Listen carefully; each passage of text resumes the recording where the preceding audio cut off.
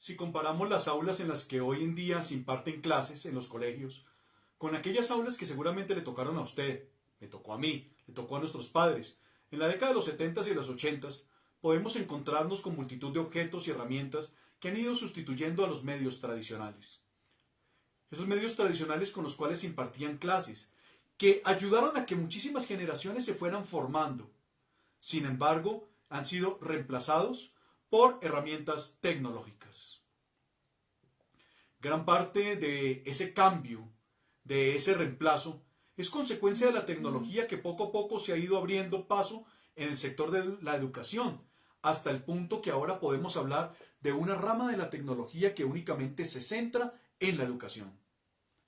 Las innovaciones tecnológicas permiten que los estudiantes del presente disfruten de muchas experiencias alternativas que nosotros no podíamos tener y nuestros padres mucho menos.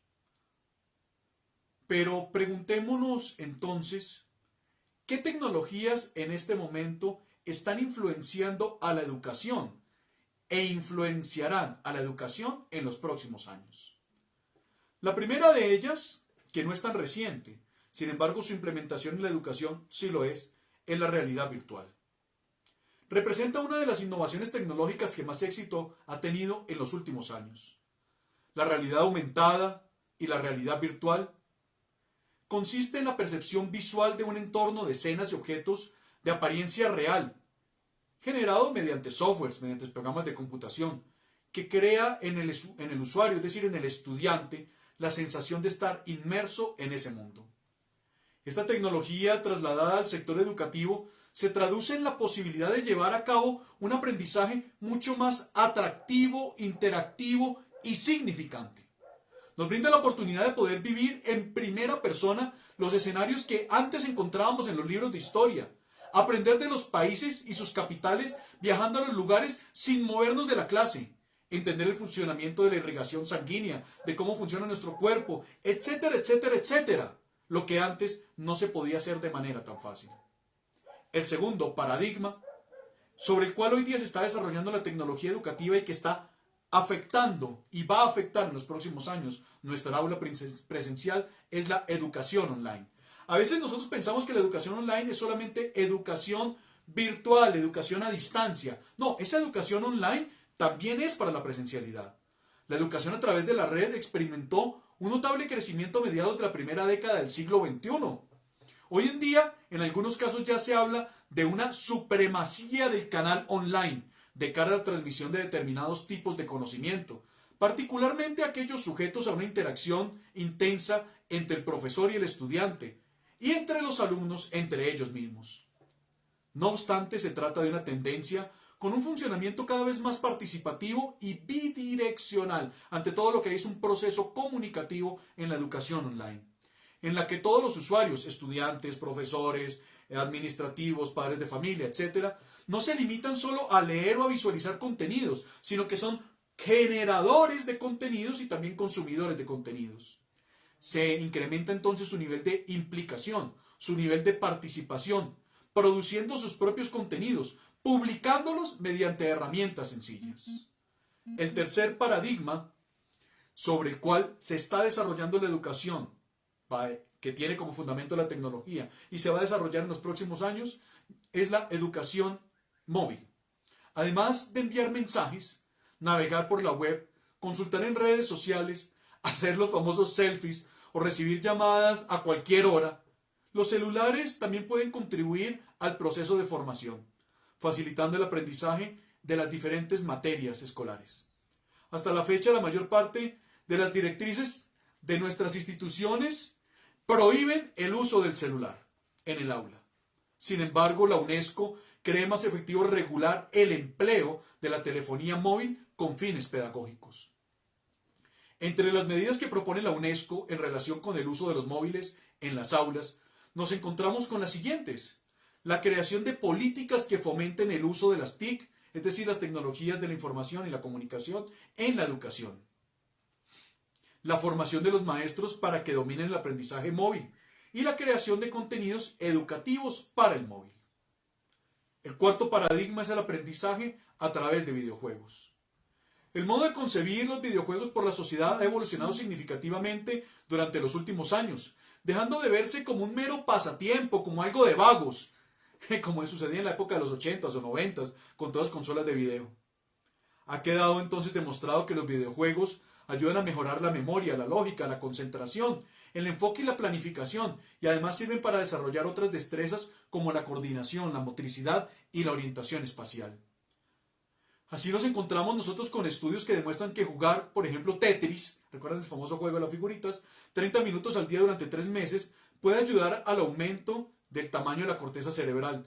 Y otros que demuestran que los juegos en 3D incrementan un 12% más las capacidades de memoria que los juegos en 2D.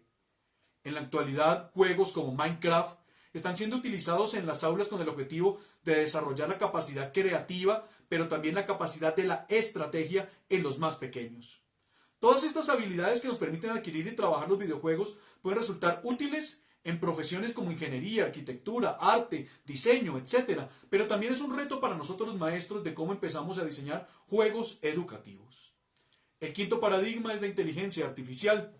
Aunque en los últimos días la inteligencia artificial ha crecido a pasos agigantados, hace unos 10 años no se hablaba tanto, hoy día tiene muchísimas aplicaciones. Lo cierto es que la idea de que esta tecnología sea implementada en las aulas a nivel educativo todavía va a tardar unos cuantos años. La Universidad de Stanford, en California, en los Estados Unidos, realizó un estudio en septiembre de 2016, según el cual este tipo de tecnologías serán habituales en las aulas más o menos dentro de 15 años. Es decir, si el estudio fue hacia el 2016, hacia el 2030, más o menos, y en países como el nuestro puede ser por ahí hacia el 2035. Los beneficios que traerá consigo esta implementación a nivel educativo apuntan hacia la personalización del aprendizaje. Por medio de inteligencia artificial, la máquina va aprendiendo, valga la redundancia, cómo aprende el estudiante y le va dando un contenido adaptativo. La expansión del aula y una mayor y mejor interacción entre profesores y alumnos es uno de los retos que nos propone la inteligencia artificial. Sin embargo, también plantea grandes desafíos. ¿Cómo se afectará el trabajo? ¿Cómo serán los ingresos? ¿Cómo será la adaptación de las personas a la inteligencia artificial y a la coexistencia con las máquinas inclusive pensantes? El sexto paradigma son las impresoras 3D. A pesar de que esta herramienta tecnológica todavía no se puede ver con cierta regularidad en las aulas, la verdad es que las impresoras tridimensionales aportan enormes beneficios a nivel educativo. Las impresoras en 3D son una de las mayores apuestas de cara al futuro. Y no solamente el futuro en el mundo general, sino en el mundo educativo, ya que pueden ayudar significativamente en determinadas materias, gracias a la posibilidad de materializar un concepto estudiado en un objeto real. Imaginémonos, por ejemplo, en este punto crear en el momento el diseño gráfico que el profesor no enseña en clase y que a veces tiene que hacer maquetas y tiene que hacer dibujos y modelados, simplemente con una impresora 3D se lo puede presentar a sus estudiantes. El séptimo paradigma es el e-learning, el aprendizaje electrónico, es lo que significa e-learning, y dentro del aprendizaje electrónico hay una gran gama. Ese e-learning consiste en un proceso de enseñanza-aprendizaje que se lleva a cabo a través de Internet, caracterizado por la separación física entre el profesor y el estudiante, pero donde predomina ante todo la comunicación, a través de la cual se lleva a cabo una interacción didáctica continuada.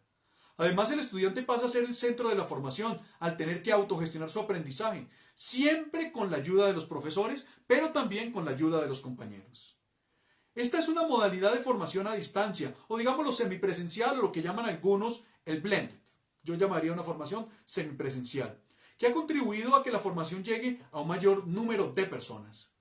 Entre las ventajas más destacadas del e-learning están las siguientes. Desaparecen las barreras espaciotemporales. Se permite una formación más flexible. El alumno es el centro de procesos de enseñanza-aprendizaje. Los contenidos están continuamente actualizados y la comunicación es constante. Aquí, entonces, aparecen varias preguntas para que nos las respondamos a nivel personal. ¿Creen ustedes que este proceso de evolución de las TICs, como se han involucrado en el proceso educativo, es favorable? ¿Sí o no? ¿Y por qué? ¿Creen ustedes que con estos avances se está perdiendo la esencia de la enseñanza y por ello puede ser perjudicial? Sería interesante que lo compartiéramos.